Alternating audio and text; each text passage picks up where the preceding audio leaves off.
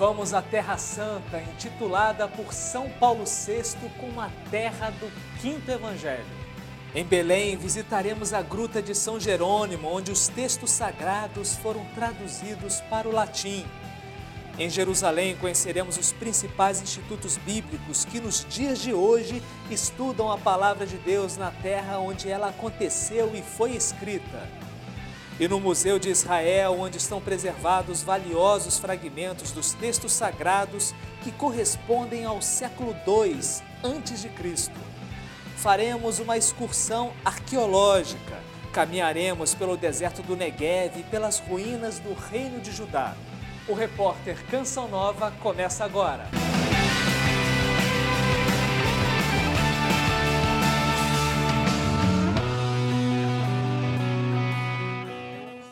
Vamos à Terra Santa, intitulada por São Paulo VI como a terra do quinto evangelho. Conhecendo os lugares santos, compreendemos melhor a história da salvação. Comecemos pela Gruta de São Jerônimo, em Belém, onde os escritos bíblicos foram traduzidos primeiramente para o latim. A Sagrada Tradição e a Sagrada Escritura dos dois testamentos são como um espelho no qual a Igreja peregrina na terra contempla a Deus de quem tudo recebe, até ser conduzida a vê-lo face a face, tal qual ele é.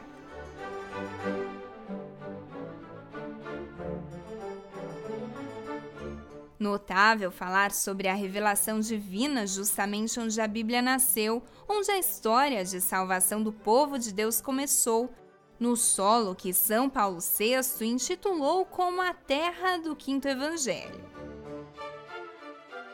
As origens das Sagradas Escrituras são remotas. Os documentos bíblicos mais antigos que existem foram descobertos entre 1947 e 1956, perto de Qumran. Eles remontam ao século II a.C.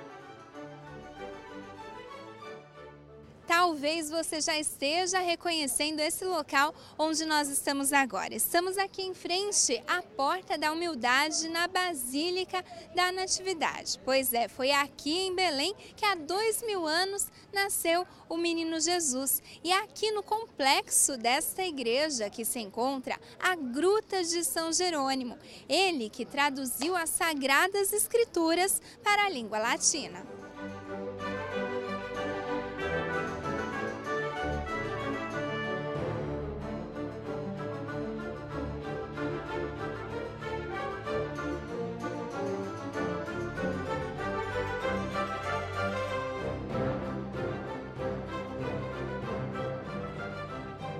Nós estamos agora no pátio de São Jerônimo, aqui no complexo da Basílica da Natividade. Eu estou com o Padre Artêmio, ele que é guardião justamente desta igreja, deste local santo. Para começar, Padre Artêmio, o senhor poderia nos falar um pouco sobre este local onde nós estamos agora? Então, temos a figura de São Jerônimo, que é, sem lugar a dúvidas, um dos personagens mais importantes relacionados com a Bíblia. La famosa traducción que hablaremos después, él es un enamorado de la Bíblia. Temos a figura de São Jerônimo, que, sem sombra de dúvidas, é um dos personagens mais importantes relacionados à Bíblia. Ele era um apaixonado pelas Sagradas Escrituras e, por isso, veio para cá. Ele disse: quem não conhece a Bíblia não conhece a Cristo. Então, o caminho para conhecer Jesus é a Bíblia. Mas como é possível conhecê-la? Não se preocupe. Vindo a Nazaré, a Belém, a Jerusalém, compreenderemos a Bíblia completamente. Jerônimo, por volta de 380, veio a Belém e se instalou em uma espécie de mosteiro criado por duas damas romanas, Paula e Eustóquio. São Jerônimo começou então esta tradução para o latim, porém um latim fácil, a língua vulgar, para que as pessoas simples pudessem entender. Às vezes os padres fazem grandes discursos, grandes homilias, e as pessoas não entendem nada. Ele seguiu então o princípio de que é importante entender a Bíblia, pois quem não a conhece não conhece a Cristo. Até, portanto, o Concílio Vaticano II, durante praticamente 18 séculos, essa tradução foi usada por toda a Igreja Católica Latina. Outra coisa que ele fez aqui foi promover as peregrinações. Ele tinha muita influência em Roma e disse aos romanos, era tempo do Império Romano, venham à Terra Santa porque quem não conhece a Bíblia não tem nem fé, nem esperança e nem caridade. Então ele criou aqui uma pequena hospedaria para peregrinos, podemos dizer, o primeiro hotel da Terra Santa. Ele também passou por muitas dificuldades, pois viveu em uma época de heresias, do Concílio de Nicéia, depois de Calcedônia, porém com a potência e o caráter que tinha, defendeu estas coisas. Depois de Jesus e Maria, ele é o personagem mais importante de Belém. Morreu em 420 e foi enterrado aqui. No século XIII, suas relíquias foram trasladadas para a Basílica de Santa Maria Maior em Roma, mas recentemente 2 relíquias dele foram trazidas para cá. Quero insistir, sobretudo, em uma coisa. Quando entramos na Gruta do Nascimento de Jesus, cantamos um texto de São Jerônimo, que diz que aqui nasceu Jesus, aqui ele foi colocado em um presépio, aqui vieram os pastores, os magos. Aqui uma estrela brilhou. Vamos vendo e tocando. Ele disse, bem-aventurados aqueles que levam em seu coração Belém, o Calvário, o sepulcro e o lugar da ascensão. Este aspecto local, concreto, nos faz entender os santos lugares, nos ajudam a estar perto de Cristo, nos apaixonar por Ele. Essa é a síntese de toda a vida de São Jerônimo. O senhor pode nos dar um conselho justamente no que diz respeito às Sagradas Escrituras, para que as pessoas hoje em dia possam também estar atentas aos textos da Bíblia, aquilo que Jesus nos fala? O conselho fundamental é o conselho dos apóstolos. Ide e anunciai a todos, comuniquem Jesus. Ele, quando se encontrou com os discípulos de Emaús, pessoas que tinham perdido a fé, explicou quem era, começando pelos profetas. O conselho é o de Jerônimo. Quem não conhece a Bíblia não conhece a Cristo. Se eu venho à Terra Santa, tenho que conhecer a Bíblia, ler, ter a Bíblia sempre em mãos. E vendo os lugares santos, especialmente o lugar do nascimento de Jesus, vendo o presépio, não é necessário explicar mais nada. Um exemplo muito interessante é que quando os pastores vieram aqui, eles vieram com pressa e alegres. Palavras que Lucas usou quando descreveu a visita de Maria à sua prima Isabel. É preciso vir aqui com pressa. Não se pode dizer, quem sabe amanhã. Não, agora. Porém, ao mesmo tempo, vamos com um sorriso, como ensinou o menino Jesus. Então vamos, portanto, com alegria visitar a Gruta de São Jerônimo. E com pressa.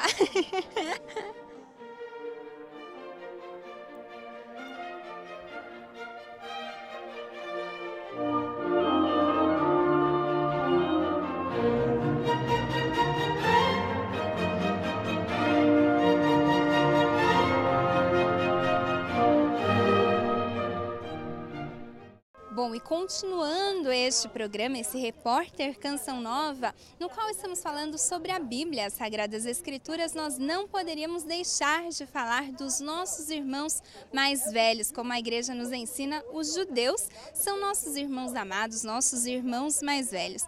E para conversar sobre eles, quem são essas pessoas, quem é este povo, aqui conosco, irmão Hélio, ele primeiramente que vai se apresentar para vocês que nos acompanham. Primeiramente, obrigado pelo convite a participar desse programa. Acho que a ideia que você está elaborando, vocês estão lançando para o Brasil, para o povo de língua portuguesa, é uma ideia muito feliz. É uma pastoral, um ministério importante que vocês fazem. Eu sou Hélio Passeto, da Congregação dos Irmãos dos Religiosos de Nossa Senhora de Sion. Nós estamos no Brasil, em vários lugares do mundo. Eu estou aqui plantado aqui já há 31 anos, vivo, portanto, em Jerusalém. Minha vida, praticamente, uma parte da minha vida está aqui. A congregação se ocupa justamente com esse início que você acabou de falar, da relação que nós temos, o mundo cristão, com o mundo do qual Jesus fez parte, a igreja nasceu, o nosso contexto primeiro, os evangelhos nasceram. Nossa ocupação, então, é sobre isso, sobre esse universo aí. Trabalhar nossas raízes, ver as nossas relações, ver de onde nós saímos, como é que nós nascemos. Então, é um pouco trabalho da congregação. Esse é um pouco o trabalho que eu faço aqui, um trabalho que nós fazemos aqui também. O seu tema é um tema que concerne muito o que nós falamos, o que nós fazemos, portanto, eu estou muito à vontade e muito contente porque você tenha me procurado para isso. Irmão, então para começar, podemos explicar também para as pessoas que nos acompanham que o local que nós escolhemos para essa entrevista não foi por acaso, não é? O senhor pode primeiramente dizer onde nós estamos, qual a relação com o tema que estamos, sobre o qual estamos conversando hoje? Ok, eu acho que realmente a ideia é muito feliz, você escolheu muito bem. Nós estamos, então, para quem tem uma ideia, quem não conheceu aqui ainda, não conhece, tem um privilégio de ver esse panorama do fundo. No final, do outro lado, nós temos o Monte das Oliveiras. Aqui, justamente embaixo, muito próximo, nós estamos a esplanada chamada Esplanada do Templo, chamado Muro Ocidental, onde até o período de Jesus e mesmo 70 anos depois foi destruído o templo, então o segundo templo foi destruído nesse local aqui. Hoje temos as mesquitas em cima e a parte de baixo, onde os judeus vêm para rezar, que é praticamente uma sinagoga oficial do culto normalmente judaico, da vida espiritual judaica. Aqui portanto, nós temos o primeiro templo do Salomão, do rei Salomão, construído, então, imaginemos no século IX ou X aí. Ele foi destruído com Nabucodonosor no século VI, reconstruído depois no século V, e esse foi destruído, então, no século I, ano 70 da nossa era. Então, nós estamos no coração se nós falamos de Bíblia, falamos de Deus único, falamos do monoteísmo, nós estamos falando aqui, nós estamos no coração da estrutura que gerou, não somente deu origem, mas também desenvolveu a partir daqui tudo o que se fala na fé em um Deus único. Nós somos filhas e filhos desse universo onde a centralidade dele está baseada aqui. Nós estamos, portanto, aqui. Irmão Hélio, e só para nós então entrarmos de cheio no tema de hoje, na Bíblia, nas Sagradas Escrituras, podemos dizer que muito antes de nós cristãos, os judeus já liam, já meditavam, já estudavam as Sagradas Escrituras, não é? O senhor pode falar um pouco sobre isso para nós? Você menciona que nós, portanto, a igreja mesmo fez um documento chama a Bíblia Judaica. O povo judeu e a Bíblia Judaica na Bíblia Cristã, é um documento do ano 2001, que a igreja recupera toda essa tradição em profundidade, onde o povo judeu é o povo que recebeu a Bíblia. A palavra de Deus foi gestada, vivida, interpretada por eles, no qual Jesus e a igreja primitiva fez parte dessa interpretação. Nós começamos com uma pequena ideia para ver o quanto nós estamos implicados. Quando você começa o Evangelho de Marcos, ele começa Evangelho de Jesus Cristo, Filho de Deus, segundo o que está escrito no profeta Isaías. Então, ele vai apresentar o Jesus como Filho de Deus, o Jesus como Messias, assim como disse o profeta Isaías. Portanto, ele não está falando do Jesus histórico, ele vai entrar, como disse Isaías, para apresentar o Jesus nosso ressuscitado, Filho de Deus, assim por diante. Então, é o povo da Bíblia, o povo que gestou a Bíblia, no qual a palavra de Deus se fez carne nesse povo. Jesus é filho desse povo, é um judeu desse povo. Portanto, toda a relação nossa com a palavra de Deus tem muito a ver, ou tem só a ver, com a relação que tem esse povo, do qual Jesus é parte desse povo. Então, a palavra de Deus e Jesus vão muito juntos, e a palavra de Deus e o povo judeu estão conectados. E nós que moramos aqui em Jerusalém temos o privilégio de ver sempre os judeus caminhando aqui pela Cidade Velha, também na parte nova. Vemos que eles têm tantos costumes, tantas tradições, não é? A vida de oração deles também é muito intensa e é tudo baseado na Bíblia, não é mesmo, irmão Hélio? A Bíblia coordenou mais a estrutura da vida religiosa judaica, no qual nós somos também herdeiras dessa tradição. É claro, eles continuam, uma vez que o templo foi destruído, a centralidade para eles foi a palavra de Deus. Então, uma vez que não tinha mais templo, para nós Jesus assume a centralidade, para eles a palavra de Deus assume a centralidade. Portanto, tudo está em redor da palavra de Deus. A sua interpretação, a maneira de viver, a maneira de comportar, mesmo sem países, vão sobreviver na diáspora, a partir em torno da palavra de Deus. Eles vivem isso de maneira muito profunda. E, como você disse, a vida de oração deles, a nossa vida de oração tem muito a ver, né? A primeira estrutura, os momentos de rezar 3 vezes ao dia. Os salmos, que é a parte principal da leitura deles, do canto, da maneira de rezar, onde nós também herdamos e introduzimos na nossa oração ao mundo dos salmos para rezar. Eles têm também toda uma lógica normal que está rezando. Depois eles têm também todo um ritmo litúrgico anual, que nós temos a ideia da Páscoa, eles também mantêm. O que para nós é Pentecostes, que é também a festa das semanas. E assim por diante, vai seguindo a festa das luzes, a festa das cabanas. Tudo isso dá o ritmo normal da liturgia judaica, no qual nós também seguimos, de certa maneira, o mesmo ritmo, adaptando a fé, a nossa originalidade cristã, mas guardando perfeitamente essa relação que vem da estrutura bíblica, do qual Jesus viveu, Jesus participou. Se nós lemos o livro, o capítulo 2 do Evangelho de Lucas, diz: os pais de Jesus, como de costume, vinham todo ano a Jerusalém para a festa de peregrinação. Então isso significa que Jesus seguiu o ritmo no qual nós herdamos esse ritmo também, o ritmo litúrgico, o ritmo de peregrinação, o ritmo do texto, o ritmo da oração, tudo isso está muito ritmado na tradição judaica e na tradição cristã. As duas vão juntos, tem muito em comum, tem muito que, mesmo na colaboração dos dois, há muita interferência e muita influência recíproca. Então podemos dizer, voltando um pouquinho nesse assunto dos livros bíblicos, que a fé deles está fundamentada nos primeiros livros das Sagradas Escrituras e também nos Salmos. O que nós chamamos hoje Antigo Testamento é o livro básico deles, que para nós também é o livro básico, né? Eles vão desenvolver, portanto, todo o que é Torá, isto é o Pentateuco, os 5 primeiros livros, depois o livro Profeta e os livros que nós chamamos de livros escritos, os agiógrafos, onde está baseado toda a estrutura. Então, tudo que nós chamamos hoje Antigo Testamento é o livro básico dele. O que é importante entendermos, o que para nós é importante porque nós nascemos dessa tradição, é que a oralidade do texto é muito mais forte. Okay? Quando você termina o Evangelho de João, capítulo 21, versículo 25 de João, ele vai dizer: olha, eu gostaria de contar tudo o que eu vi, mas o mundo não seria capaz, não comportaria tudo que eu tenho de história. Portanto, eu vou deixar só uma pequena história do que eu vivi do Jesus ressuscitado. Isso quer dizer, o que nós recebemos de informação de João, do Evangelho de João, é 1% do que ele quis contar. O que significa que uma grande parte da tradição ficou oral. Esse é o mundo judaico, esse é o mundo cristão. Isso é, a palavra de Deus se faz na sua oralidade, na sua interpretação, no seu desenvolvimento. Esse é o que eles estão trabalhando, é isso que nós também estamos trabalhando. Quer dizer, no fundo, nós vivemos de uma oralidade. O Dei Verbo, no Vaticano II, vai mostrar que os dois documentos, no capítulo 9 e capítulo 10 da Dei Verbo, vai afirmar que a tradição e o escrito têm o mesmo valor. Isso é uma afirmação que os judeus viviam, que Jesus viveu e que nós vivemos também. Portanto, a tradição e o texto vão juntos. No próximo bloco, vamos conhecer os principais institutos bíblicos que estudam a Palavra de Deus, onde ela aconteceu e foi escrita.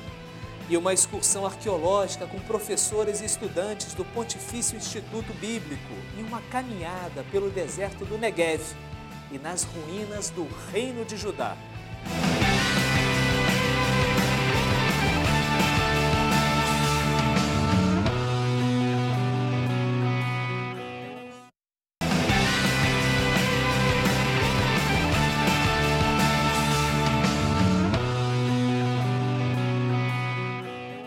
O grande deserto do Negev já foi lar de diversos povos na Bíblia.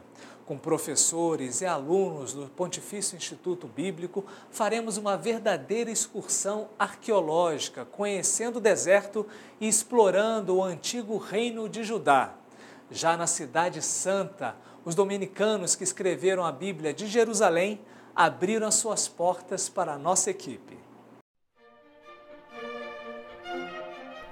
Na parte nova da cidade de Jerusalém está o Pontifício Instituto Bíblico, especializado na pesquisa e ensino do estudo crítico dos textos sagrados, é administrado pelos jesuítas. Estamos agora com o professor e padre Josef Mário Brifa, ele que é jesuíta e ensina aqui neste instituto. Antes de mais nada, para as pessoas que nos acompanham, o senhor poderia se apresentar? Ok, appunto, come ha già detto, sono padre. Como você disse, sou o padre Josef, sou sacerdote jesuíta, sou biblista, formado em Sagrada Escritura e Arqueologia. Trabalho em escavações e ensino aspectos da arqueologia e da história bíblica em Roma e também aqui, em Jerusalém. De arqueologia e de história antica em collegamento col mondo biblico. Bom, padre, o senhor poderia então nos falar um pouquinho sobre a história deste instituto, seu objetivo, um pouco sobre os estudos que vocês realizam aqui? Ok, noi qui a Gerusalemme siamo dal 1913. Nós estamos aqui em Jerusalém desde 1913.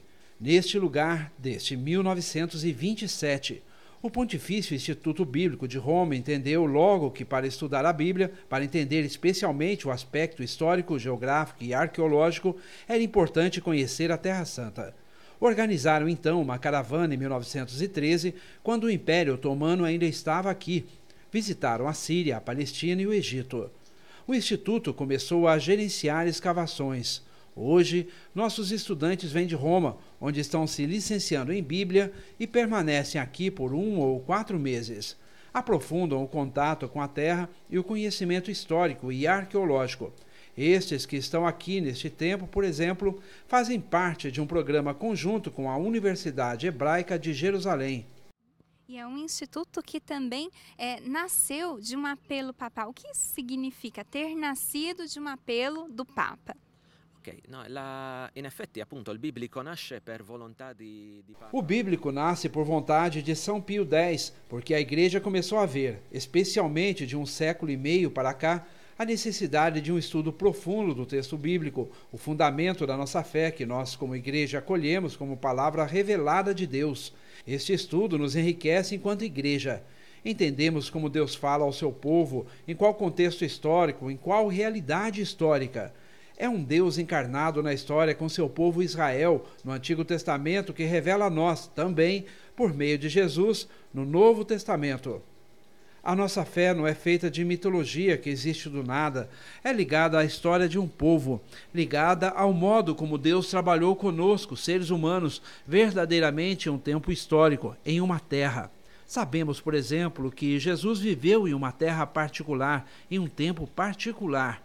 Viver isso em Jerusalém, na Terra Santa, nos ajuda a abrir este mundo bíblico, aprofundar nosso estudo também a nível espiritual. Nós estamos em um mundo secularizado, como nos recorda inclusive o Papa Francisco. Qual é o valor das Sagradas Escrituras nos dias de hoje? Per me l'aspetto anche più bello e più ricco è proprio che quando uno studia il testo. Para mim, o aspecto mais bonito, mais rico, é que quando alguém estuda o texto de modo profundo, se dá conta de que é um texto complexo, que não existem respostas fáceis. Isso enriquece até mesmo a nível humano, porque, infelizmente, de certa forma, a tentação é um pouco fundamentalista, de querer respostas simples, respostas que valem para todos em cada momento. Se você lê um texto bíblico com profundidade, se dará conta de que a vida é complicada. Não é que hoje é mais complicada que antes. Isso nos ajuda também, como igreja, a dizer: é preciso estudar, entender melhor, aprofundar, para poder contribuir com o conhecimento da Bíblia e, através disso, poder ajudar a igreja, o mundo, a buscar e encontrar respostas para as grandes perguntas da vida e da sociedade. Tivemos a oportunidade de conhecer o Instituto, sua rica biblioteca e de ver livros antiquíssimos sobre a Palavra de Deus.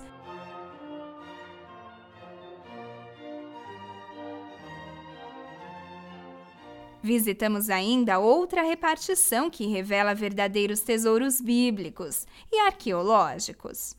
Estamos agora no Museu do Pontifício Instituto Bíblico, mais uma vez com o Padre Joseph, e ele vai nos falar primeiramente um pouco sobre este local, justamente onde estamos agora.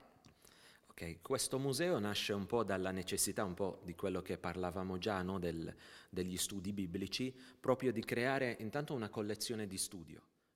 Este museu nasce da necessidade dos estudos bíblicos, de criar uma coleção de estudos para que quem estuda não venha ver somente a terra, os lugares, mas também os materiais. O fundador deste local era um egiptólogo francês, por isso grande parte do material é ligado à história do Egito. Grande parte da coleção que temos hoje nasce nos anos 20 e 30. É fruto de um escavo arqueológico que o Pontifício fez na Jordânia na Idade do Cobre, período entre o Neolítico e o do Bronze Antigo. Che si chiama Tel El Trassul, che è un sito del Calcolitico, cioè di questo periodo tra il Neolitico e il periodo del Bronzo Antico. Parte molto interessante, per me in particolare come archeologo. Uma parte muito interessante para mim, como arqueólogo, é dizer que muita gente que visita o nosso museu tem a tendência de olhar as vitrines, mas em uma escavação os materiais expostos são somente uma parte da história. Muito importante para nós é o arquivo. Este é, por exemplo, um álbum fotográfico, do qual ainda temos os negativos em vidro, que é a documentação da escavação fase por fase. Ele dá o contexto arqueológico das escavações. Depois este vaso, com o qual sabemos, através dos números que foram assinalados, que corresponde a uma escavação de 1936.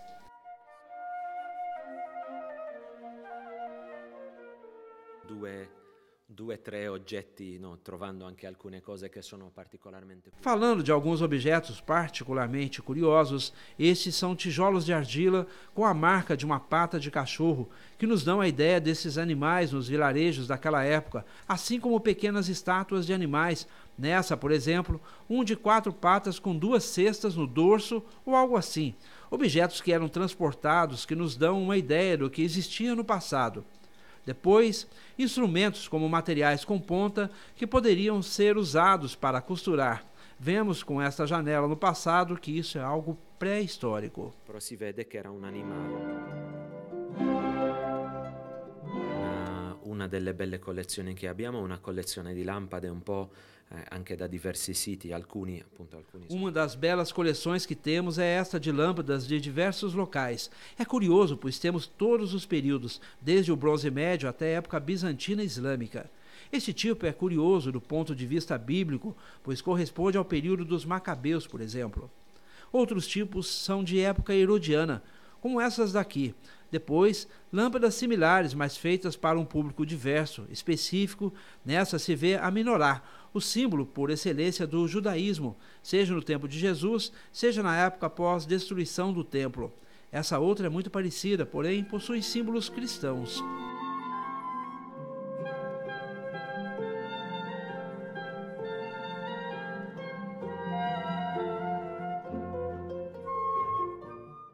E depois de ter conhecido o Pontifício Instituto Bíblico, nós vamos hoje, junto com os professores e com os estudantes, visitar 3 parques nacionais daqui de Israel e viver na prática uma aula de Bíblia. Vamos com a gente? Il sito che abbiamo appunto dietro a noi è il sito di Tel Duer, l'antica città di Lachish. O lugar que temos atrás de nós é a antiga cidade de Lachish, onde nos focalizamos especialmente sobre o período do ferro, época da monarquia em Judá, pois sofre uma destruição por Senaqueribe, rei da Assíria, depois a segunda invasão por Nabucodonosor, quando, alguns meses depois, toma a própria cidade de Jerusalém. Isso, do ponto de vista arqueológico, é importante porque os arqueólogos, digo entre aspas, gostam das tragédias humanas, pois uma cidade destruída cria um nível que podemos datar. Nos dá toda a cerâmica, cultura, material até 701, depois 587, 586 a.C. Aqui temos o complexo onde estava a porta da cidade, lado de fortificação, lugar importante a nível social. Sabemos do texto bíblico, mas também de outras fontes que era lugar de julgamento, onde eram feitas as transações comerciais importantes para a cidade. Depois, o complexo do palácio, e isso é curioso, pois se na Bíblia sabemos que Lachish fazia parte do reino de Judá, temos somente algumas referências bíblicas, pequenas enquanto com textos assírios, e com a arqueologia sabemos que o palácio era imponente. Se vê que era um centro de poder importante para o reino de Judá, especialmente no século VIII, quando o reino chegava até aqui, e depois, no tempo de Ezequias, a cidade é tomada e o lugar passa a ser dos assírios.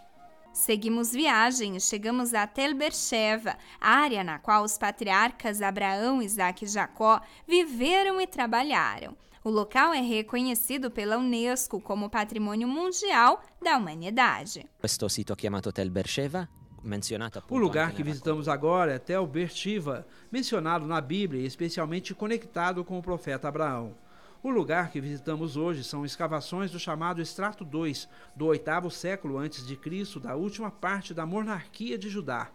Sabemos que era uma cidade de fronteira de Judá, provavelmente um centro administrativo, até mesmo porque controla as antigas linhas de comércio, e na parte setentrional do deserto do Neguev, provavelmente o comércio que vinha da Arábia para ir para o Mediterrâneo. Era um centro importante a nível estratégico. As escavações aqui revelaram ser a porta de ingresso da cidade do período de ferro, lojas, algumas casas e pedras de altar. E um altar estava demolido. Parte da discussão diz respeito se são evidências de uma reforma, pois sabemos que o rei Ezequias, no texto bíblico, acena uma reforma que elimina uma série de templos fora de Jerusalém. A última parte que visitamos é o sistema da água, que aqui em Beersheba, mas também em outros lugares, importante do ponto de vista estratégico, pois em caso de invasão é possível sobreviver algumas semanas mesmo com comida escassa, mas sem água só por alguns dias. A me sembra intanto fondamentale, no, l'aspetto anche di visite. Para mim é fundamental o aspecto das visitas, seja para conhecer os lugares, como vocês viram, viajando, até mesmo dentro do ônibus. É um conhecer o território, ver o lugar muito além de um mapa, mas em sua realidade, até mesmo geográfica. Depois é muito interessante o fato de ter uma certa visão, mesmo que depois, claro, seja importante ver as análises das escavações. Nada substitui o impacto visual. Aquilo que vemos em um lugar, naturalmente, o que vemos hoje são interpretações, como explico aos meus estudantes, mas ajuda a entender o lugar muito mais que sentado, olhando fotos. Não tem o mesmo impacto que sentar-se, por exemplo, aqui em Arad, no templo, a falar sobre a questão do culto. Estamos agora na École Biblique, ou Escola Bíblica em português. Trata-se do instituto que estuda as Sagradas Escrituras mais antigos aqui na Terra Santa. E ele é, podemos dizer, cuidado, administrado pelos dominicanos. Aqui conosco o padre Jean-Jacques, ele que, antes de mais nada, vai se apresentar e dizer para nós como é que os dominicanos chegaram justamente aqui na terra do Quinto Evangelho. O senhor pode, então, se apresentar antes de mais nada? Bene, grazie per venire. Sono o padre Jean-Jacques, dominicano. Obrigado por estarem aqui. Sou o padre Jean-Jacques, dominicano, diretor da Escola Bíblica Arqueológica de Jerusalém. Os padres dominicanos chegaram aqui em 1880, quando começavam as grandes peregrinações na Terra Santa. Compraram este terreno e descobriram no local restos arqueológicos da primeira basílica, construída aqui no século V, em memória a Santo Estevão, promártire. Então temos essa belíssima basílica no lugar do martírio de Santo Estevão. Temos aqui sua estátua. Para nós, é interessante seguir o testemunho da igreja nesse país. A testemunhanza da Chiesa em questo paese. Então agora nós vamos começar um passeio com ele para conhecer, seja a École Biblique, seja a história dos dominicanos aqui na Terra Santa e sejam os estudos que são feitos por eles para conhecer melhor a Palavra de Deus.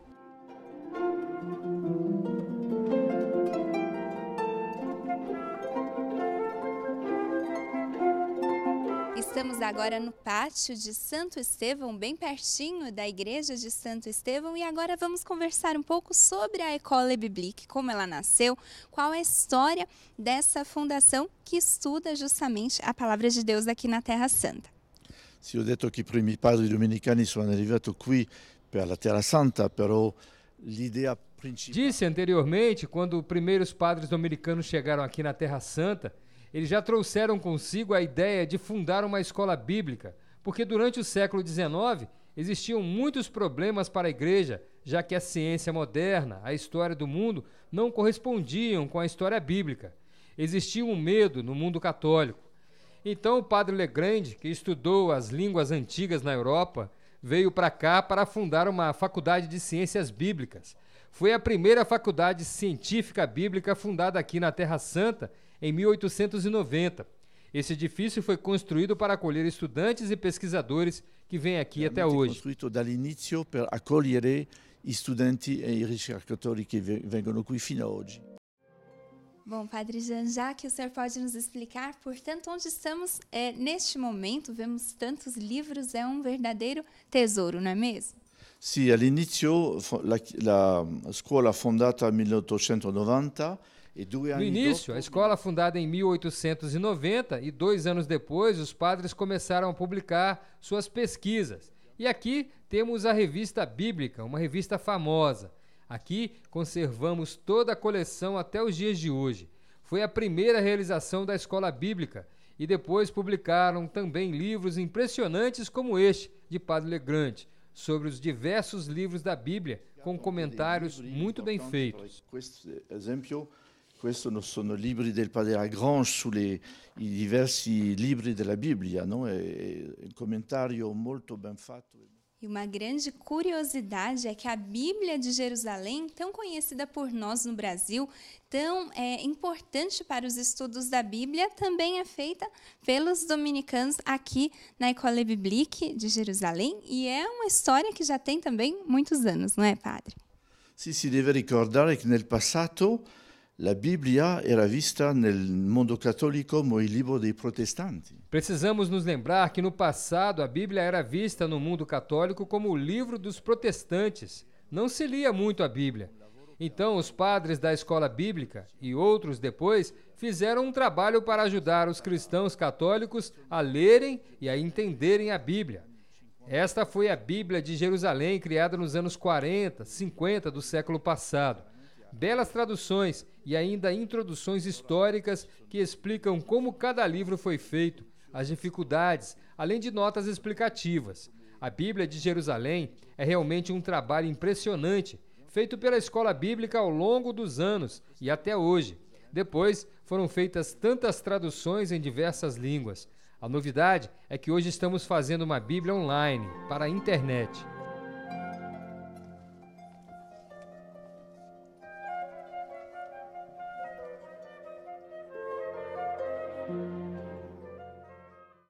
No próximo bloco, conheceremos o Instituto Bíblico Franciscano, conduzido há mais de 100 anos pelos frades franciscanos. E vamos acompanhar também a intensa rotina de um de seus estudantes. Vamos também ao renomado Museu de Israel, onde estão preservados valiosos fragmentos dos textos sagrados que correspondem ao século II a.C.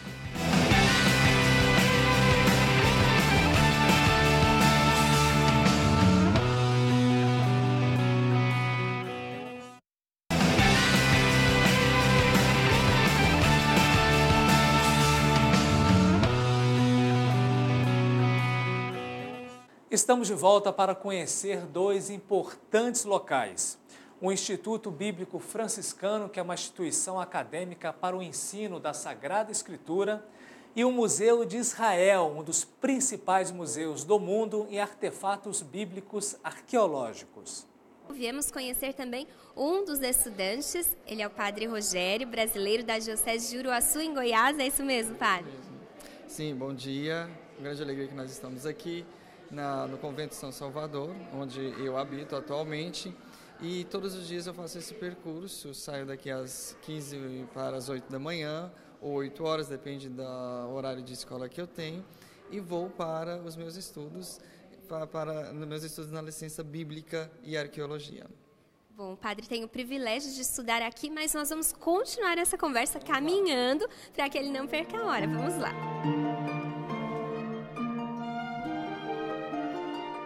Padre, e o senhor tem o privilégio, então, de todos os dias, enquanto vai para o Estúdio Bíblico Franciscano, atravessar aqui a cidade velha de Jerusalém, né? Eu faço o percurso da Via Dolorosa. Então, no meu percurso, todos os dias da manhã, que eu desço rezando o meu terço, mas em cada estação que eu passo, na 7ª estação, na 6ª estação, na 8ª estação, até chegar à primeira estação, que é da flagelação, onde tem o Instituto Bíblico, eu vou fazendo o meu percurso oracional. É interessante que o senhor, mesmo estando aqui, passando por aqui todos os dias, não pode se acostumar com esse trajeto, porque o senhor está passando todos os dias, afinal de contas, em um lugar santo, né? Sim, nós corremos o risco de nos acostumar, mas pela oração que eu quero nutrir no meu coração todos os dias, e também oração de intercessão pelo povo que me pede as orações, com isso eu evito de se acostumar-se. Também quando eu encontro os grupos de peregrinos de diversas partes dos países, é interessante que cada expressão religiosa dos grupos ajuda também a nós não nos acostumarmos com essa rotina aqui. Porque... Padre, uma curiosidade, como foi para o senhor quando o senhor recebeu a notícia? O senhor foi transferido para a Terra Santa, foi desse jeito? Como foi essa notícia? Então, já há algum tempo eu havia esse desejo de vir fazer esses estudos aqui na Terra Santa. Fiz o pedido ao meu bispo, depois de 3 meses ele me deu a notícia que eu viria fazer esses estudos aqui. Para mim foi uma grande alegria, porque estudar a Sagrada Escritura, aonde tudo aconteceu, toda a história da salvação aconteceu, é uma oportunidade, um desafio, mas também é uma graça de se viver, porque daqui nós vamos beber da fonte para poder levar ao Brasil e a todas as pessoas que precisarem ou quiserem conhecer a verdade do Evangelho, a verdade de Jesus Cristo. Não que em outro lugar não se possa viver essa experiência, mas aqui, onde tudo começou, onde tudo aconteceu e onde tudo ainda se desenvolve, nós temos essa oportunidade de aprender com maior profundidade de nosso Senhor Jesus Cristo. E faz pouquinho tempo que o senhor chegou, não é mesmo? Mas como já tem sido essa experiência de estudar Bíblia aqui na Terra Santa? Como tem sido a sua rotina? Bem, a minha rotina, ela segue a rotina dos frades franciscanos, que tem uma bela rotina, principalmente de oração. Então, toda a minha vida eu faço comunidade com eles. Já há mais de 20 dias estou aqui, é pouco tempo, e nesse tempo venho me habituando, tanto ao clima, à comida, ao modo de pensar desse povo aqui, que é diferente do nosso modo de pensar, mas eu vejo que tudo é um enriquecer-se, é aproveitar para enriquecer-se de uma outra cultura, de outras habitudes, de outras formas de viver a fé, porque o que mais me encanta aqui na Terra Santa não é simplesmente você sair evangelizando, pregando o Evangelho, mas é o seu testemunho, onde você passa, com um sorriso que você dá, um bom dia que você dá, uma informação que você oferece a um peregrino. Isto é testemunhar o Evangelho aqui na Terra Santa. E para mim está sendo uma experiência muito gratificante e desafiante também. Por que desafiante? Porque o estudo da Sagrada Escritura exige o aprender as línguas, o hebraico, o grego, o aramaico e tantas outras. E é um grande desafio a ser superado todos os dias, por causa que é uma outra forma de pensar. Mudar o pensamento para aprender as línguas é mudar a chave aqui dentro da nossa cabeça, que em 2 semanas de aula eu ainda estou me adaptando. E todos os dias eu passo aqui na 5ª estação, onde o Simão ajuda, o Cirineu ajuda a... Vamos nos afastar porque olha só, aqui é ritmo de ao vivo, né, padre? Os caminhões passando, as pessoas, toda essa movimentação. E quando eu passo ali pela estação do Cirineu, eu falo, Senhor, seja o meu Cirineu e ajuda eu a carregar essa cruz para aprender bem de Ti, para depois poder ensinar as pessoas. E agora, padre, falta pouco para chegarmos já no Estúdio Bíblico. Assim como nós caminhamos um pouquinho, o Senhor está começando uma caminhada na sua vida, podemos dizer, não é? Uma nova etapa. É só o começo. Como é imaginar que o Senhor vai percorrer um longo caminho? Quais são as suas expectativas para esse tempo também? As minhas expectativas são, graças a Deus, as melhores. Por quê? Porque eu espero que fazendo todos os dias esse caminho para a flagelação, caminho para o estúdio bíblico, caminhando aqui na terra de Jesus, eu possa, assim, não simplesmente aprender uma ciência, mas me encontrar com Cristo. Olha só, mais um grupo aqui rezando a Via Sacra. Enquanto nós caminhávamos, passamos por diversos grupos de diversos países, um deles inclusive do Brasil. Agora já estamos chegando aqui, olha, no Estúdio Bíblico, onde inclusive estão assinaladas a primeira e a segunda estação da Via Sacra. Vamos aqui deixar o padre Rogério na sua universidade. Padre, então, boa aula, vamos entrar com ele. Boa aula, que seja mesmo um dia de bênçãos, na verdade, que seja um tempo de bênçãos na sua vida, esse tempo aqui em Jerusalém, na Cidade Santa. Agradeço a todos vocês, principalmente vocês da Canção Nova, que também desenvolvem um trabalho fantástico aqui na Terra Santa, que é transmitir toda essa riqueza àquelas pessoas que não têm a oportunidade de virem aqui em peregrinação. mas vocês fazem esse trabalho levando a peregrinação, levando os lugares santos até eles. Deus abençoe todos vocês, Deus possa continuar fazendo com que o trabalho de vocês frutifique aqui nessa Terra Santa. E agora vou para a minha universidade, que eu tenho um teste de grego agora. Toda semana nós temos teste de grego e hebraico. E que Deus possa abençoar vocês aí do Brasil, possa abençoar vocês aqui da Canção Nova. E todos juntos estaremos procurando encontrar Jesus. Pela ciência, pela fé, pelo apostolado, pela pastoral, pela missão. Tudo é um encontro com Cristo. Amém, Padre. Muito obrigada. Boa aula, então, para o senhor. Até mais, se Deus quiser.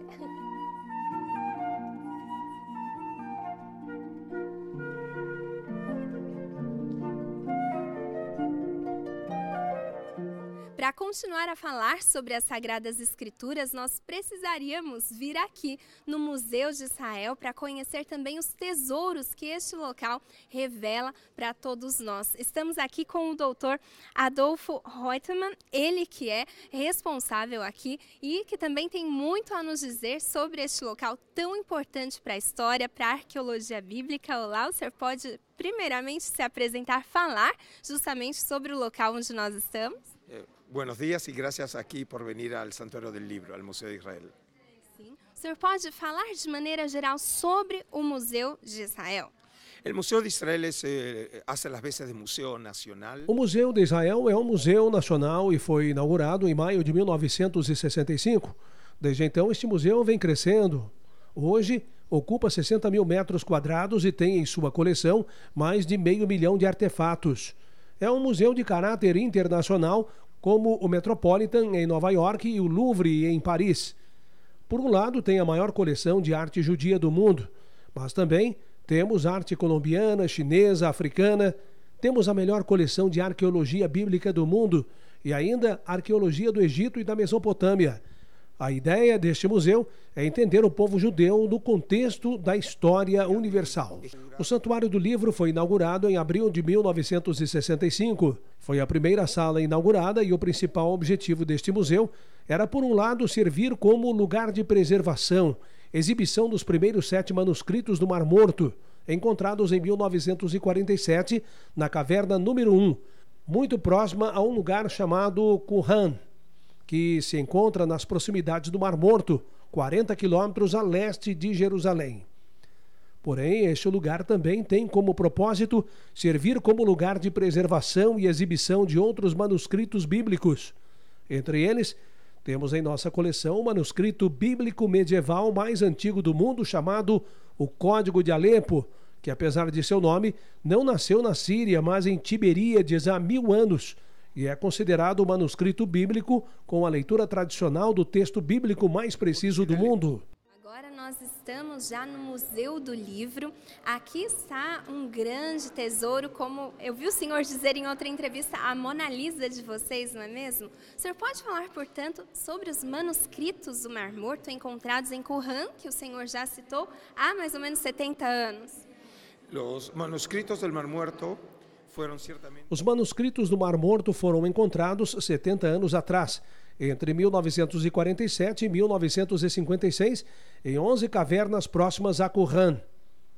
Aproximadamente 25 mil fragmentos dos manuscritos foram encontrados e então reconstruídos pelos pesquisadores.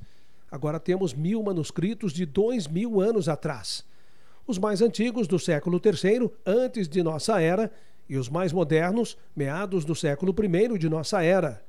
Temos então aproximadamente 300 anos de manuscritos. A fama mundial dos manuscritos do Mar Morto se deve ao fato de que, entre estes manuscritos, achamos os manuscritos bíblicos da Bíblia hebraica mais antiga do mundo. Aproximadamente 1/4 desses manuscritos, uns 230, são manuscritos bíblicos e a maioria muito fragmentados. Obviamente, temos várias cópias de um mesmo livro. Por exemplo, do livro de Salmos. Temos umas 37 cópias. Deuteronômio, 33 ou 34 cópias. E o profeta mais importante dos manuscritos, Isaías. Temos 21 manuscritos de Isaías e dos 230 manuscritos, somente um completo. O famoso manuscrito de Isaías, da caverna número 1, que é uma versão completa do livro de Isaías, com 7 metros de extensão. Este apresenta os 66 capítulos de Isaías na ordem tradicional, como temos nas Bíblias modernas. O que eles revelaram? Quais foram, digamos assim, as novidades apresentadas quando eles começaram a ser estudados, decifrados, podemos dizer? Bueno, los manuscritos bíblicos en Qumran. Os manuscritos bíblicos de Qumran nos permitiram entender várias questões muito importantes sobre as Escrituras. Por exemplo, o que chamamos de desenvolvimento textual. Os textos bíblicos são artefatos culturais e todo artefato cultural tem uma história. O texto, em muitos casos, foi sofrendo modificações e, por isso, em Qumran, podemos encontrar distintas edições desses textos e, em alguns casos, como quando comparamos o livro de Isaías em Qumran com o livro de Isaías que temos em nossas Bíblias, temos aproximadamente 2.600 variantes textuais. Em alguns casos, são mínimas e irrelevantes, porém, em outros, são significativos. Temos diferenças em letras, palavras e frases inteiras que aparecem em uma versão e não aparecem na outra. Quando queremos entender a história deste livro e de que maneira vai revolucionando o texto bíblico, neste caso, recorremos a estas variantes textuais. Ou, por exemplo, no caso do profeta Jeremias. Outra coisa é relacionada ao tema da canonização, ou seja, quais textos foram considerados sagrados pela antiga Israel e quais ficaram fora do cânon, aqueles que chamamos apócrifos. Por exemplo, em Qumran, livros que no judaísmo tradicional e na história da igreja foram considerados apócrifos, vemos que estes livros tinham um significado muito importante para o grupo de Qumran, como o livro de Enoque, ou Jubileus, considerados apócrifos tanto por católicos como protestantes ou judeus, mas que eram sagrados para a igreja da Abissínia, na Etiópia. Isso significa que no grupo antigo já existiam grupos como os Qumranitas, que os consideravam textos sagrados. Depois, a exegese, as interpretações das Escrituras, pois encontramos testemunhos antigos de como os judeus, de 2000 anos atrás, entendiam as Escrituras e nos permitem a entender a história da interpretação bíblica que logo encontramos ou na literatura rabínica ou nos padres da igreja. Bom, estamos aqui diante da réplica de uma parte dos manuscritos do Mar Morto, na verdade a mais bem conservada, que corresponde ao livro do profeta Isaías, não é mesmo? E aqui o doutor estava nos dizendo que é possível até ler mesmo algumas das partes em hebraico, obviamente. Precisamente uma das grandes emoções que tem. Obviamente, é uma enorme emoção quando uma pessoa tem a possibilidade de estar perto destes manuscritos, que são não só tesouros do povo de Israel, mas da humanidade. Precisamente uma das emoções que tem um judeu ou israelense quando vem ao Museu de Israel, ao Santuário do Livro, é a possibilidade de poder ler um manuscrito de 2000 anos atrás. Esses aqui são cópias, mas nós temos um original guardado e um fragmento exposto. Por exemplo, aqui diz: este é o começo do livro de Isaías, que narra quando este profeta, filho de Amós, teve uma visão sobre a Judéia e sobre Jerusalém. Isaías é o profeta mais citado nos manuscritos de Qumran. É ainda muito significativo para os cristãos, porque a maioria das profecias cristológicas, da identificação do Messias como Jesus, é a única cena dos evangelhos na qual aparece Jesus lendo um livro. É a cena de Lucas 4, quando em Nazaré ele, como todos os judeus, num dia de sábado, estava com o livro dado a ele. E era o livro de Isaías, sobre a profecia do capítulo 61. O Espírito do Senhor pousou sobre mim. Isso para dizer, os manuscritos de Qumran resgatam como judeus os corrunitas e os seguidores de João Batista ou de Jesus.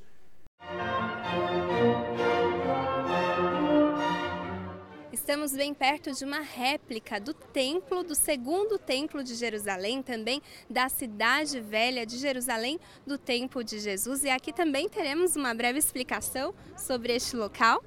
Bueno, este modelo de Jerusalém, conhecido bajo o nome de... Este modelo de Jerusalém é um modelo que foi inaugurado em 1966 em um hotel chamado Holy Land.